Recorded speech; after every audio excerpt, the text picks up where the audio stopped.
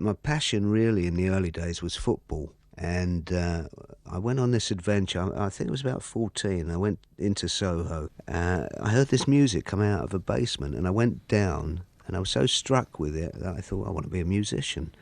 And it was really just deciding which instrument to take on. And I thought, well, the drums, you hit them, they respond, and you don't have to learn the fingering or anything like that. So I started really as a drummer. I loved blues music. That was my big passion.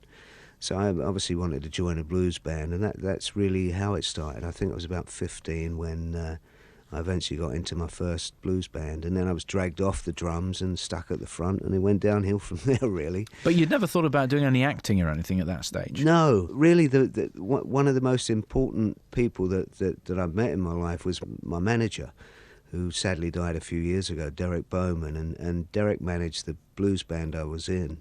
And then that band fell to bits, and he said, you want to be a solo singer? But Derek was an academic and a Bachelor of Arts, spoke 8 languages, and also a theatre critic.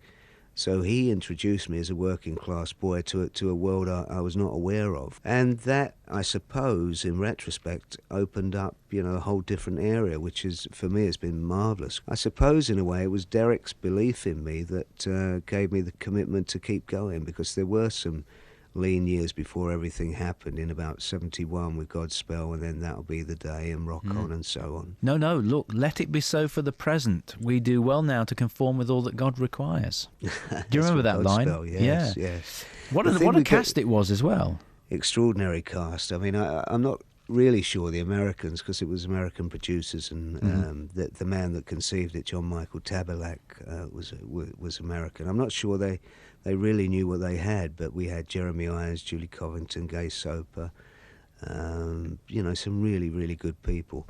The irony was, of course, that they assembled this cast, and we were supposed to open in the West End. And somebody came down from the company that owned the theatre and saw these 10 hippies, crashing around dressed as clowns, and withdrew the theatre. So we just kept rehearsing, and there wasn't anywhere for the show to go. And it just so happened that the Roundhouse was free.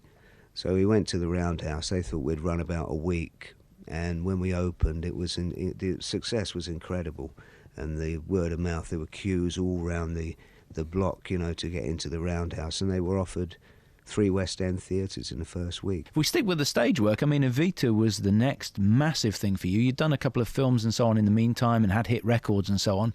And then Evita, which was another groundbreaking show for you with Elaine Page in the West End. And what a great character for you to play as well, Che Guevara. Yeah, for my generation, I mean, Che, we didn't really know too much about the politics. But when it opened, the media kind of intensity and spotlight was incredible, because it was kind of controversial, with the Perrons and Che Guevara. And I mean, it seemed logical to me, Martin, having written songs with a certain amount of success and having appeared in musicals, to fuse the two together.